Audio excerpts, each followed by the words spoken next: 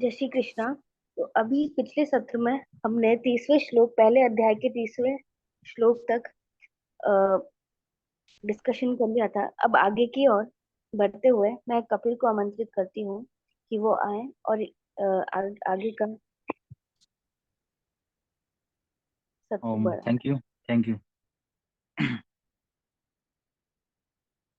वसुदेवसुतं देवं कंसचाणूरमर्दनं देवकी परमानंदं कृष्णं वंदे जगद्गुरुम्। जय श्री कृष्ण सभी को। शुरू करते हैं श्लोकों की श्रृंखला का अगला श्लोक। निमित्तानि च पश्यामि विपरीतानि च केशव न च श्रेयोनुपश्यामि हत्वा स्वजन महावे। हे केशव, अर्जुन का जो विषाद है बढ़ रहा है, आगे बोल रहा है अपना दर्द, अपनी पीड़ा अपने सारथी, अपने गुरु भगवान योगेश्वर के सामने प्रकट कर रहा है। हे केशव, मैं लक्षणों को भी विपरीत ही देख रहा हूँ। मतलब उसके उसके अंदर जो हो रहा है, अभी जो भाई ने बताया पहले कि उसके हाथ से धनुष गिर रहा है ना, अंदर से जो है ना वो रोमांच जो हो रहा है ना, पता नहीं क्या क्या इतना अंदर से अप डाउन हो रहा है, विचलित हो चुका है। तो बोल रहा है कि ये जो मेरे लक्षण लक्षण है उसको भी मैं विपरीत देख रहा हूँ, एक तो। और दूसरा कि युद्ध में स्वजन समुदाय को मारकर कल्याण भी नहीं देखता। ये तो सभी मेरे ही अपने ही हैं। तो ये एकदम डिलेमा में है वो, धर्म संकट में है वो। आगे कह रहा है, न कांक्षे विजयम कृष्णम न च राज्यम सुखानि च किम नो राज्य न गोविंदम किम भोगैर्जीविते न वा। कि बोल रहा है कि न, हे कृष्ण, मैं न तो विजय चाहता हूँ और न राज्य सुखों को ही चाहता हूँ। हे गोविंद, हमें ऐसे राज्य से क्या प्रयोजन, अथवा ऐसे भोगों और जीवन से भी क्या लाभ है। मतलब अब थोड़ी बुद्धि जैसे विकसित हो गई हो ना, इस तरीके से आगे की बात हो रही है। मतलब पांडित्यपूर्ण बातें कर रहा है वो। और ये अपने साथ भी होता है डेली लाइफ में। जब किसी भी चीज, ये तो इसके सामने युद्ध करना नहीं करना, अपने लोगों को मारना नहीं मारना, ये धर्म संकट है डेली लाइफ में। हमारे सामने भी कई तरह के संकट आते हैं। कब डिसीजन मेकिंग जब करनी होती है तो उस पॉइंट पे जो है वो अपन सोच लेते हैं कि ऐसा हो जाएगा, वैसा वैसा वैसा कुछ नहीं। आगे जो मतलब कहेंगे भगवान, उस अकॉर्डिंग सब कुछ होता है। तो आगे कह रहा अर्जुन की येषामर्थे कांक्षितम नो राज्यम भोगा सुखानि च तइमेव स्थिता युद्धे प्राणास्त्यक्त्वा धनानि च। कि हम जिनके लिए राज्य और भोग और सुखादि अभिष्ट हैं, वही ये सब धन और जीवन की आशा को त्याग कर युद्ध में खड़े हैं। मतलब हम जिसके लिए कर रहे हैं वही तो सब सामने खड़े हैं अपोजिट फेज में। कि आचार्य पितरः पुत्रांस तथैव च पितामहाः मातुलाः श्वशुराः पौत्राः शालाः संबंधिनस्तथा। कि गुरुजन, ताऊ चाचे, लड़के और उसी प्रकार दादे मामे ससुर पौत्र साले तथा और भी संबंधी लोग हैं। एतान हंतुम इच्छामि। हंतु मतलब मारना, संस्कृत का ये जो शब्द है आत्महंता, मतलब खुद की हत्या करने वाला, ऐसा है ना। तो हंतु शब्द का प्रयोग होता है मारने के लिए। तो एतान हंतुम इच्छामि न तो भी मधुसूदन। अब देखो, एक एक बात मैं आपको बताता हूँ। यहाँ पे जो जो भी एक मतलब कई तरीके के संबोधन हैं। अर्जुन को भगवान है ना, कभी अर्जुन कह रहे हैं, कभी पार्थ कह रहे हैं, कभी सव्यसाची कह रहे हैं, कभी कभी कौन्तेय कह रहे हैं।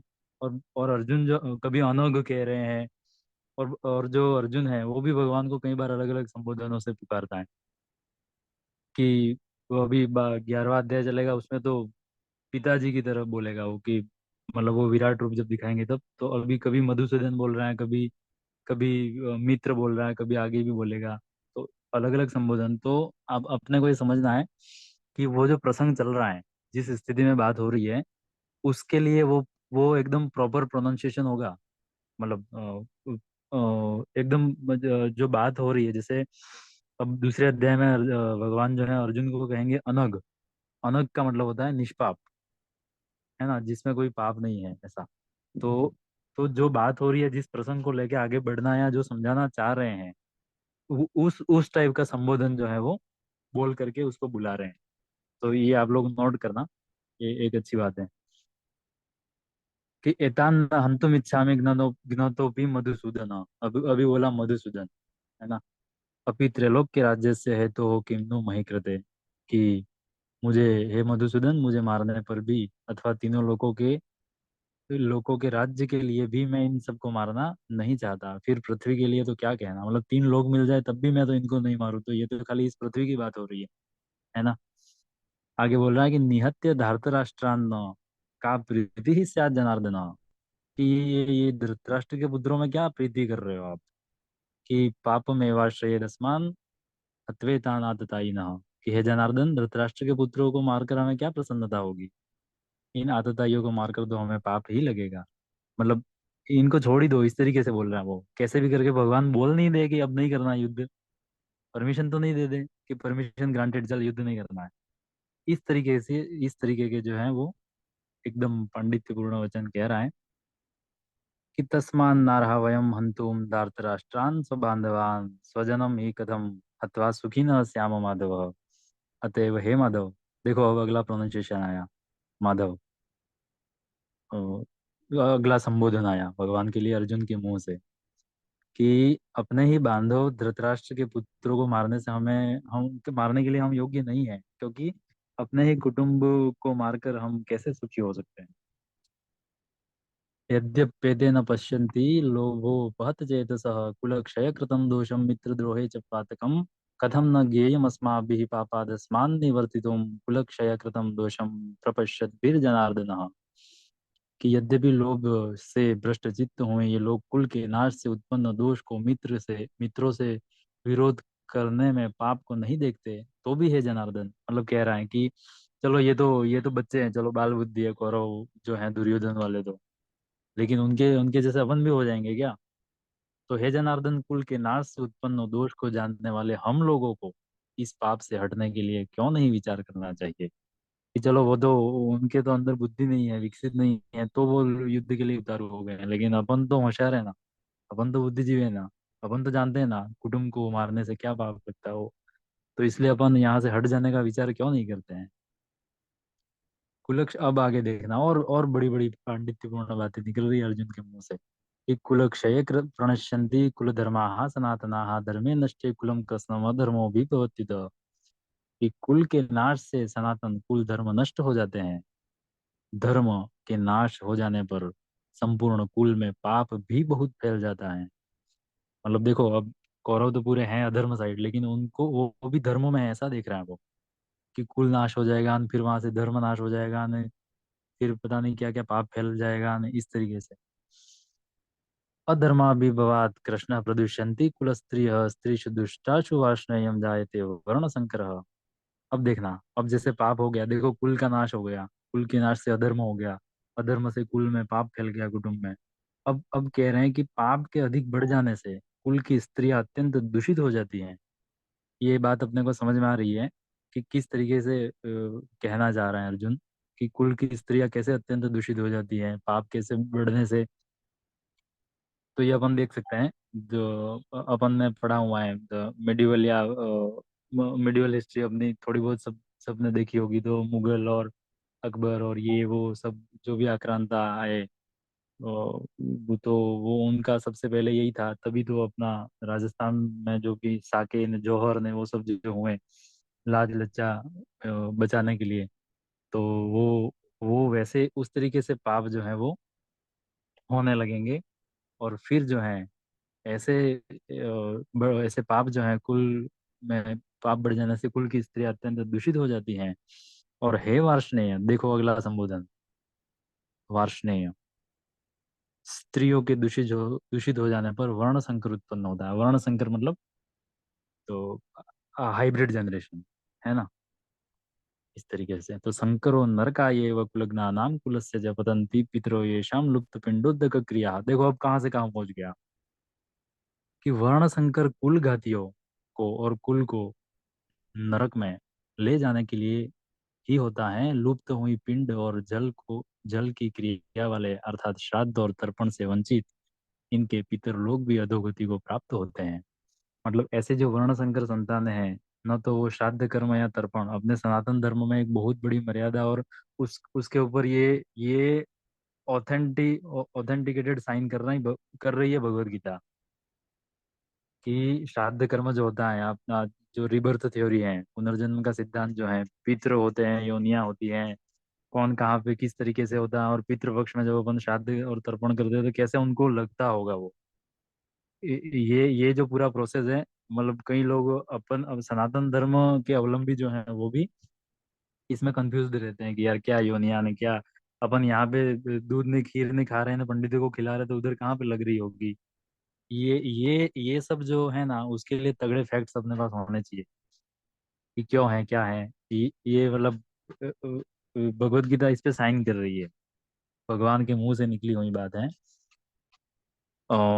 अगला आगे कह रहे हैं कि तो फिर पितर लोग भी जो है वो अधोगति को प्राप्त होंगे। फिर देखो अर्जुन कह रहा है कि दोषे रहते हैं कुलग्ना नाम वर्ण संकर कारक है उत्साह जनते जाति धर्मा कुल धर्माश्च शाश्वता। इन वर्ण संकर कारक दोषों से कुल घातियों के सनातन कुल धर्म और जाति धर्म नष्ट हो जाते हैं। उत्सन्न कुल धर्माणाम मनुष्याणाम जनार्दन नरके नियतम वासो भवति जनुशुश्रूष शुश्रुमः। कि हे जनार्दन, जिनका कुल धर्म नष्ट हो गया, ऐसे मनुष्यों का अनिश्चित काल तक नरक में वास होता है। और ऐसा हम सुनते हैं। देखो, जब ये तो एक प्राइमरी और अपने सिर पे रखने योग्य सनातन धर्म का अगर एकमात्र ग्रंथ उठा करके देख ले तो भगवत गीता है। लेकिन अपनी वैदिक सनातन परंपरा के अगर अपन वेदांत के जो ग्रंथ हैं उनका भी जब अपन अध्ययन करते हैं, स्वाध्याय करते हैं, तो अपन को पता चलता है कि ये नरक है ऐसा कहा जा रहा है, कोई स्वर्ग है ऐसा कहा जाएगा, कोई पाप है पुण्य है ऐसा कहा जाएगा, है ना। लेकिन वास्तव में जब अपन धर्म के अर्थ को, एकदम अध्यात्म को, वेदांत को जब समझते हैं तो समझ में आएगा कि ये सब है ही मिथ्या। ये सब मतलब पाप ने, पुण्य ने, नरक ने, स्वर्ग ने, ये जो एक मान्यता बना रखी है ना, वो सब भी एक मतलब है ही, मिथ्या ही है। ये जब वेदांत के अपन श्रेष्ठ ग्रंथ पढ़ते हैं, उसका स्वाध्याय करते हैं, धीरे धीरे समझ में आएगी। अभी पचने वाली बात नहीं है ये, हो सकता है डाइजेस्ट नहीं हो या एक्सेप्टेबल नहीं हो कि नरक ने, स्वर्ग ने ये होते हैं, मैं बोल रहा हूँ नहीं होते हैं, न पाप ने पुण्य ने। एक एक लिमिट जब आएगी ज्ञान की, स्थिति जब बनेगी गुरु कृपा से या भगवत कृपा से, या तब ये समझ में आता है अपने को कि ये सभी मान्यताओं का पिटारा जो है वो भगवान खत्म कर देंगे, अर्जुन का भी खत्म कर देंगे। 18वें अध्याय तक देखना।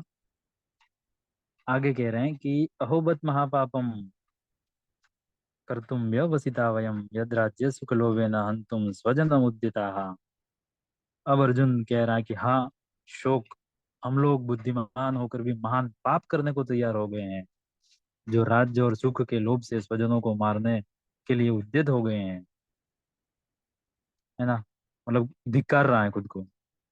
आगे आ रहा है, यदि माम प्रतिकारम शस्त्रम शस्त्रपाण यह दर्दार्थ राष्ट्रादरणे हन्युस्तन्मे क्षेमतरम भवेत्। आगे कह रहा है कि यदि मुझ शस्त्र रहित एवं सामना न करने वाले को शस्त्र हाथ में लिए हुए धृतराष्ट्र के पुत्र रण में मार डाले, तो वह मारना भी मेरे लिए अधिक कल्याणकारक होगा। मतलब देखो, क्षत्रिय धर्म होता है, युद्ध नीति होती है कि सामने वाले के हाथ में हथियार नहीं है तब तक सामने वाला हथियार नहीं उठाएगा। ये होता है युद्ध के अंदर। अब लेकिन अर्जुन कह रहा है कि अगर ऐसा भी हो कि मेरे हाथ में हथियार ही नहीं हो और उनके हाथ में हथियार और वो मेरे को मार डाले, तब भी जो है ना उसको मैं सही समझूंगा और बढ़िया हुआ ऐसा समझूंगा, है ना। और फिर आगे जो है वो श्लोक आ रहा है, संजय कह रहा है, संजय उवाच एवं मुक्त्वा अर्जुन संख्ये रथोपस्थ उपाविशत विसृज्यम सशरम चापम शोक संविघ्न मानसः। कि संजय बोले कि रणभूमि में शोक से उद्विग्न मन वाले अर्जुन इस प्रकार कहकर बाण सहित धनुष को त्याग कर रथ के पीछे भाग में जाकर बैठ गए। ओम तत्सदिति श्रीमद्भगवद गीता उपनिषत्सु ब्रह्म विद्यायाम योग शास्त्रे श्री कृष्णार्जुन संवादे अर्जुन विषाद योगो नाम प्रथमोध्याय। इस तरीके से ये अर्जुन के विषाद की व्याख्या करने वाला पहला अध्याय समाप्त तो होता है। बोलिए कृष्ण कन्हैया लाल की जय। ठीक है, that's all from here. Thank you. बहुत ही सुंदर कपिल। अ, ये आखिरी के जो श्लोक थे उसमें सच में एक बहुत अलग इंसाइट मिला है कि किस प्रकार ईश्वर के अलग अलग नाम हैं और कैसे हर एक श्लोक में संबोधन भगवान के प्रति बदल रहा है। बहुत ही अ, अलग सा महसूस हो रहा है ये सब सुनने के बाद, कि जिस तरीके से जैसे ही आसपास की घटनाएं या आसपास की चीजें जैसे ही अर्जुन के समक्ष बदलने लगती है, वैसे ही वो अ, भगवान के प्रति संबोधन भी बदलते जाते हैं। तो मुझे ऐसा लगता है कहीं ना कहीं रोज के जीवन में या हम भी यही करते हैं कि किसी दिन जब सब कुछ बहुत अच्छा चल रहा होता है, तब हम ईश्वर के पास कूदते हुए भागते हुए खुशी खुशी जाते हैं कि आज तो हमारा सब कार्य हुआ है, तो ईश्वर की दया से हुआ है। और जैसे ही कुछ चीज हमारी विपरीत चला जाता है, तो हम कैसे उनसे नाराज होके कोने में बैठ जाते हैं और हमेशा यह सोचने लगते हैं कि अब से इतनी पूजा पाठ और इतना विश्वास का क्या फल रहा। तो अगर देखा जाए तो जब अर्जुन उस स्थिति में थे, तब वो कैसा उस वक्त फील कर रहे होंगे, कि किस तरीके से वो हर एक कोशिश कर रहे हैं कि किसी ना किसी तरीके से ये युद्ध टल जाए। तो वो सारी बातें भूलकर, कि शायद रोजमर्रा की जिंदगी में भी हम भी यही करते हैं कि हमारा कोई कार्य हो और हमें करने की इच्छा शक्ति नहीं हो हमारे अंदर, या फिर हम नहीं करना चाह रहे हैं, तो हम किस तरीके से उसको टालने की कोशिश करते हैं। तो अगर स्वयं अर्जुन, जो कि कृष्ण की छत्र छाया में थे, अगर वो वह ऐसा फील कर रहे थे या ऐसा उनको लग रहा था, तो मुझे लगता है कि शायद यही सब रास्ता है, या फिर यही एक मार्ग है जो हमें ईश्वर की ओर ले जाता है। अब क्योंकि ये कलयुग है, तो अर्जुन के बराबर हम मेधावी तो नहीं हो सकते हैं, पर कहीं ना कहीं अगर हम गीता से सीखते जाएं, गीता जी से सीखते जाएं, तो शायद हमारे प्रश्नों का उत्तर हमें यही मिलता जाएगा। और इसी में जब हम लोग इस विषाद इस वाले पिछले सत्र में जब हम श्लोकों का वर्णन कर रहे थे, तो मुझे हमेशा एक चीज चुभती थी, कि हमेशा कि इस पूरे गीता जी के अध्ययन में अगर उनको अर्जुन को सारा ज्ञान प्राप्त हो रहा है, तो उसी बीच ये सारे शंख के नाम और ये सारे शंख के नाम बोलने का क्या तात्पर्य है। तो इसी के दौरान मैंने पाया कि जब हम लोग श्लोक नंबर 14 पर जाएंगे, तो वहां कृष्ण को ऋषिकेश नाम से कहा गया है।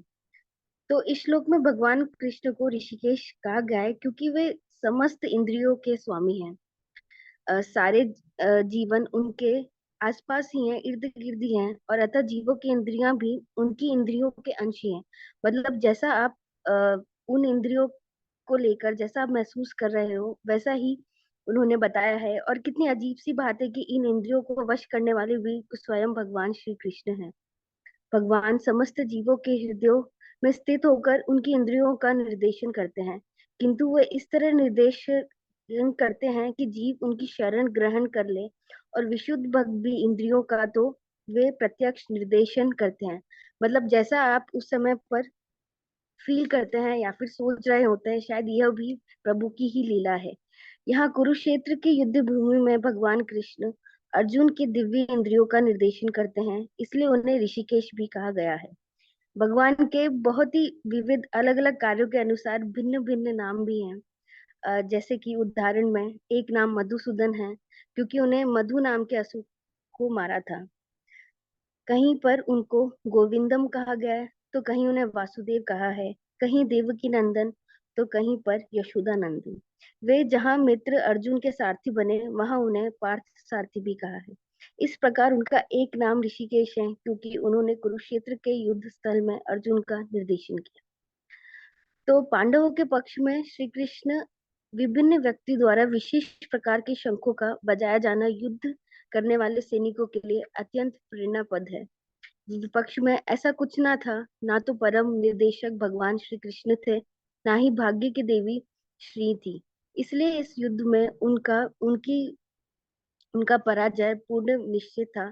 शंखों की ध्वनि मानो यही संदेश दे रही। तो इस विषाद योग से यह मेरी समझ है कि अलग अलग प्रकार के या भिन्न भिन्न प्रकार के शंखों की ध्वनि या नाम या बजाया जाना, शायद यही कहीं ना कहीं बता रहा हो कि किस तरीके से यह युद्ध होना कहीं ना कहीं लिखा हुआ है, और किस तरीके से पराजय कौरवों की निश्चित थी। धन्यवाद। अब मैं बाकी के लोगों को डिस्कशन के लिए बुलाना चाहूंगी।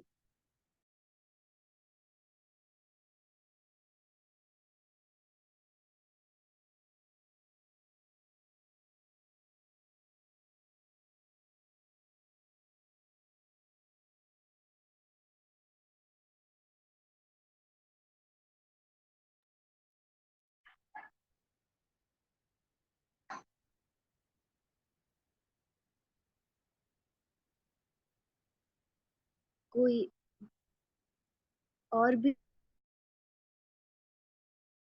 है जो इसमें अपनी तरफ से कुछ जोड़ना जय श्री कृष्ण। जय श्री कृष्ण। हाँ जी। मेरा जो आज का टेक होम जो लेसन है वो ये है कि अगर हम 25वें श्लोक पे ध्यान दें तो वो कहता है कि भीष्म द्रोण प्रमुखतः सर्वेषां च महीक्षिताम् उवाच पार्थ पश्चेतान् समवेतान् कुरुनीति।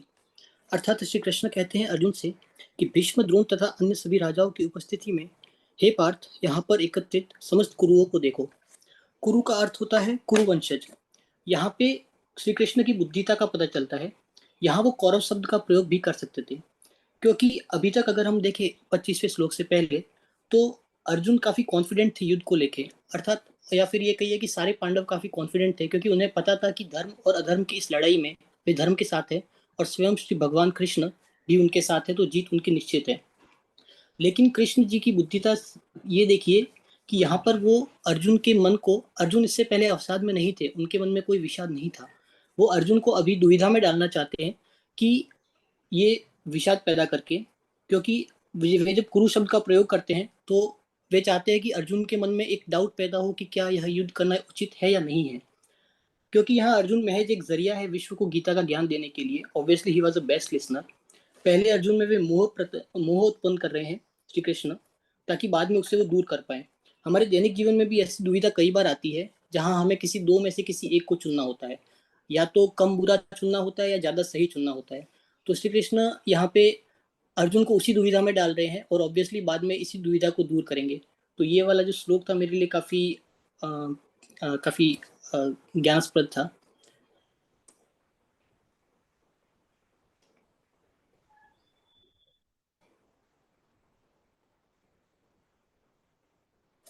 हेलो। तो जैसे प्रियांक ने बोला, उसी के आगे मैं कुछ कहना चाहूंगी कि how Arjun was feeling the dilemma, right? So in the श्लोक 19th he was feeling differently, and when we proceed to the next shloks, he is feeling differently, completely differently.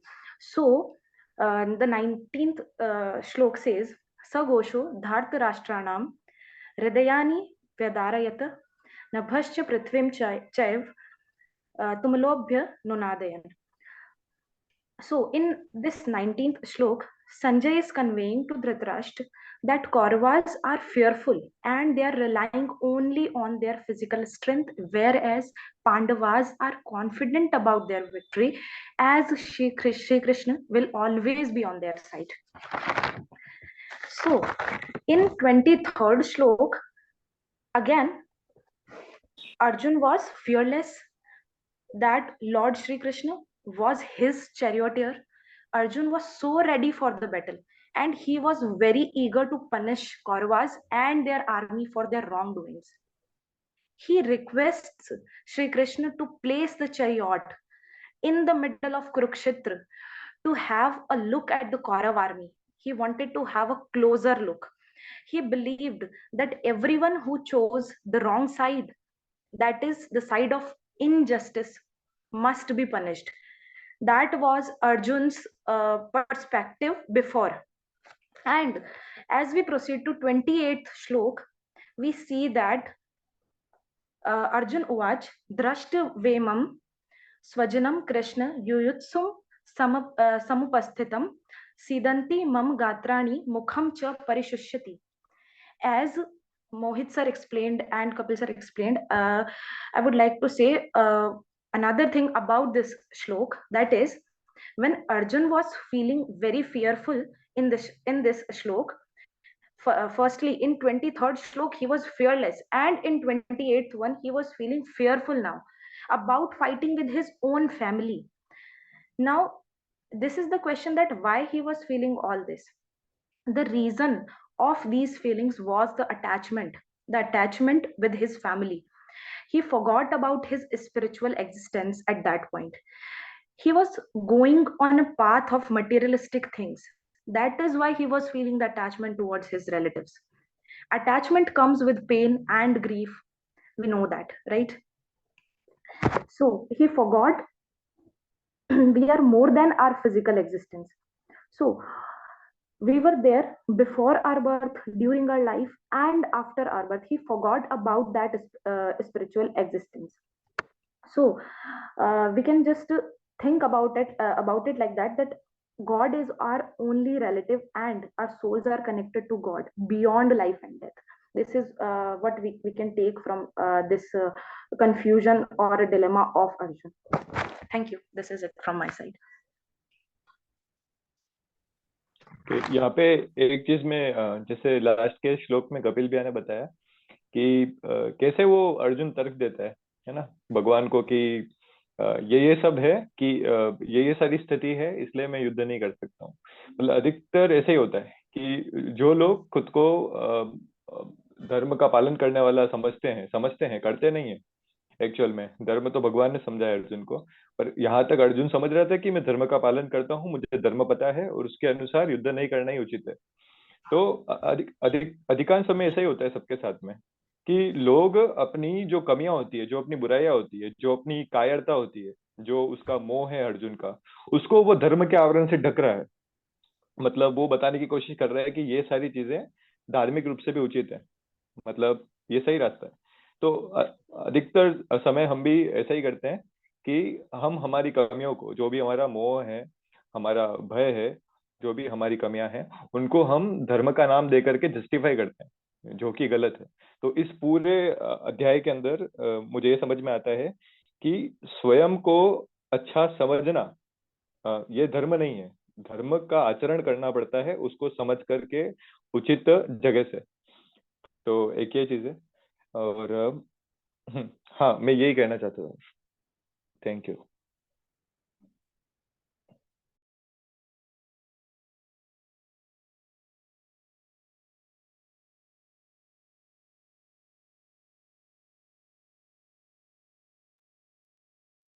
इसी कड़ी में कोई आगे अपना विचार प्रस्तुत करना चाहता है तो आमंत्रित है। जय श्री कृष्णा सभी को। हम लोगों ने आज अध्याय 1 का समापन किया, स्वाध्याय किया, और इस विषय में सभी लोगों ने मुझसे पूर्व बहुत अच्छी ऑब्जर्वेशंस अपनी रखी। हम लोग श्री कृष्ण की शरणागति में है इस समय, और मेरा ऐसा मानना है कि कुछ एक दो चीजें जो मुझे समझ में आई, क्योंकि मेरे पास काफी अल्प समय था, लेकिन फिर भी मैं जो समझ पाया, एक चीज जो मुझे समझ में आई वो आप देखेंगे कि जो 10वां श्लोक है जिसमें बोला जा रहा है, अपर्याप्तकम तदास्मकम बलम भीमा भिरीक्षितम पर्याप्तम तद में तेषां बलम भीमा भिरीक्षितम। यहाँ पर कहीं ना कहीं आप देखेंगे कि दुर्योधन का भय दिख रहा है, दुर्योधन का भय दिख रहा है। और अगर इसके विपरीत आप श्लोक 20 जिसका राधिका ने जो आपको बताया, कि जहां पर पूरी दृढ़ता के साथ अर्जुन कह रहे हैं कि मुझे तुम बिल्कुल मध्य में ले चलो कुरुक्षेत्र, कौन? स्वयं कृष्ण कह रहे। तो एक चीज स्पष्ट होती है कि पहली चीज तो क्या हम धर्म को सिर्फ रिलीजन समझ रहे हैं, और दूसरी चीज जो समझने योग्य है वो यह है कि क्यों ऐसा है कि दुर्योधन सभी का संबोधन कर रहे हैं। दुर्योधन देखेंगे आप कि उनने सबका संबोधन किया है। अगर आप आगे के श्लोक देखेंगे, वहां अश्वत्थामा का नाम ले रहे हैं, विकर्ण का नाम ले रहे हैं, सौमादित्य का नाम ले रहे हैं, सबका नाम। मतलब आप देखेंगे कर्ण, कृपाचार्य, भीष्म, सबका ज्ञान लेंगे। ये सब आंतरिक स्थिति जो दुर्योधन की, वो जान रहा है कि वह डरा हुआ है, और ये तब वो कह रहा है जब उसके पास भगवान कृष्ण की एक अक्षौहिणी सेना है, तब तब तो एक चीज समझने का प्रयास करें जो मुझे, जैसे टेक होम लेसन जो मेरा है, वो मेरा ये है कि अधर्म का मतलब ही एक है, ईश्वर से विमुखता। अगर देखें तो दुर्योधन ईश्वर से विमुख है इस समय, और जो व्यक्ति ईश्वर से विमुख हो गया उसका अंतःकरण अंधकार में अपना होगा। जब व्यक्ति का अंतःकरण अंधकार में होगा तो वो हमेशा भयभीत ही रहेगा। दूसरा आप देखेंगे, और हम क्यों रहे, अंतःकरण हमारा क्यों अंधकार में रहे? अगर आप ऐसे सोचें तो पहले हम ये समझते हैं कि धर्म होता क्या, और इसका मतलब मैं जो समझ पा रहा हूँ ये है कि अगर हमारा अंतःकरण अंधकार में है, मतलब हम ईश्वर से विमुख हो रहे हैं, मतलब हम अधर्म में खड़े। अगर हम लोग इक्वलेंट ड्रॉ करें पांडव, तो प्रश्न उठता है कि धर्म कहेंगे किसको? तो अगर आप धर्म को देखेंगे, कोई एक संस्कृत की डिक्शनरी उठा लीजिए, धर्म की व्याख्या करने बैठेंगे तो शायद पूरी पुस्तकें बन जाएंगी। सबसे आसान शब्द जो मैं मानता हूँ वह है धारिति इति धर्म। धारिति धर्म मतलब जिसको धारण किया जा सके। अब प्रश्न उठता है कि धारण किसको किया जा सके। प्रश्न ये है कि धारण किस, और ये सब मैं किस संदर्भ में बोल रहा हूँ, मैं सब इस संदर्भ में बोल रहा हूँ कि जब मैं देख रहा हूँ कि भगवान से सॉरी जो क्या कहते हैं, जो दुर्योधन है वो भगवान से विमुख है। अब जब वो भगवान से विमुख है तो उनको ये समझ नहीं आ रहा, उनको सिवाय डर के कुछ नहीं लग रहा है। और यहाँ पर जो हम लोग देखते हैं कि धर्म की कसौटी क्या हो, तो उसके लिए ये श्लोक जो आप सामने देख रहे हैं वह श्लोक बहुत ही उल्लेखनीय है। इस पे मैं आऊंगा थोड़ी देर में। एक और चीज जो समझने योग्य है कि क्यों हम भगवान की शरणागति करें, ये भी एक प्रश्न उठता है। तो आप देखेंगे कि भगवान स्वयं श्रीमद् भागवतम में बोल रहे हैं, अहम भक्त पराधीनो ये स्वतंत्र, ये स्वतंत्र इव द्विज साधुर गृहस्थ हृदय भक्तिर भक्त जाना प्रिय। मतलब भगवान स्वयं को क्या कह रहे हैं कि मैं स्वयं जो हूँ वो भक्त का पराधीन। तो मुझे ऐसा लगता है कि हम अगर पूरे सरेंडर के साथ भगवान के पास जाएं, जो हमने आज भक्ति सूत्र में भी आखिरी देखा था, आत्मनिवेदन, अगर हम उस तरीके से जाएं तो हम भय से, संशय से, इन सब से मुक्त हो सकेंगे। इन सब से मुक्त हो सकेंगे और सही मायने में धर्म के करीब हो सकेंगे। और इस विषय में मुझसे पहले सारे स्पीकर्स ने बहुत अच्छा बोला, और मैं इस विषय में आगे चाहूंगा कि कपिल भी इस पे क्या कह सकते हैं डालें, कि जैसे कि यहाँ पे लिखा जाता है धृति क्षमा दमोस्तेयम शौचाम इंद्रियम निग्रह धीर विद्या सत्यम क्रोधो दशकम धर्म लक्षणम। ये 10 धर्म के लक्षण बोले गए। धृति मतलब धैर्य, क्षमा मतलब दूसरों के द्वारा किए गए अपराधों को माफ करना, क्षमाशील हो जाना, दम मतलब अपनी वासनाओं पर नियंत्रण करना, अस्तेय मतलब चोरी ना करना, शौच मतलब अंतरंग और बाह्य शुचिता, इंद्रिय निग्रह, धी मतलब बुद्धिमत्ता का प्रयोग करना, विद्या, सत्य, अक्रोध। और ये सब जानने के उपरांत हमारे मन में एक और प्रश्न उठता है कि ऐसा क्या है जो धर्म की कसौटी है। तो साधारण भाषा में अगर मैं कहूँ तो श्रूयताम धर्म सर्वस्वम श्रुत्वा जैव अनुवर्त्यताम आत्मनः प्रतिकूलानि परेशान न समाचरे। धर्म का सर्वस्व क्या है? सुनो और उस पर चलो। अपने को जो अच्छा लगे वैसा नहीं, वैसा आचरण दूसरे के साथ कभी नहीं करना। तो जो मेरा सिद्धांत है, जो ये मैं समझ पाया अब तक, वो यह है कि अधर्म मतलब ईश्वर से विमुखता, धर्म मतलब ईश्वर की शरणागति। और अगर हम उस शरणागति की स्थिति में होंगे तो हम कभी भी संशय की स्थिति में नहीं होंगे। और किस स्थिति के लिए भगवान स्वयं कह रहे हैं हमको, और इसके लिए हमें भगवान स्वयं बल दे रहे हैं श्रीमद् भागवतम में। और वो बल यह है कि अहम भक्त पराधीनो यह स्वतंत्र, यह स्वतंत्र स्वतंत्र इव द्विज साधुर विग्रस्त हृदय भक्तिर भक्त जनक प्रिय। मतलब मैं उन प्रिय भक्तों का अधीन हूँ जो भक्त मेरे लिए अपनी स्त्री, घर, पुत्र और धन का त्याग कर देते हैं। अब आप ये स्थिति समझिए, हम इनमें से कुछ भी नहीं करना चाहते।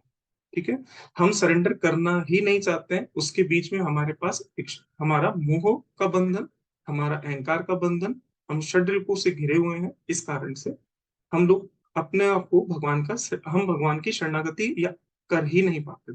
इसी कारण आज का सत्र हमने भक्ति से चालू किया था, और अंत में हम जितना हमारा ज्ञान ज्ञान हम अर्जन कर पाए इस पहले अध्याय से, वो हमने किया। इस विषय में मैं आगे लोगों को और अपील करता हूँ कि वो अपने विचार सबके सामने रखें। धन्यवाद।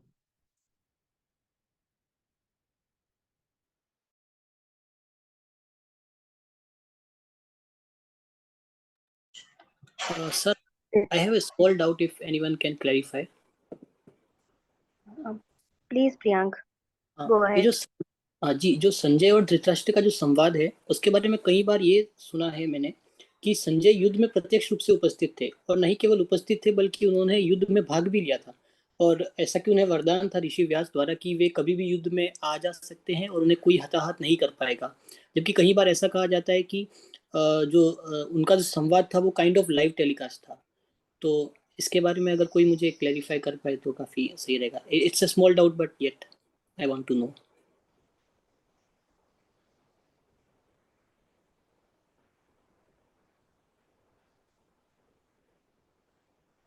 बहुत ही सुंदर प्रश्न प्रियांक।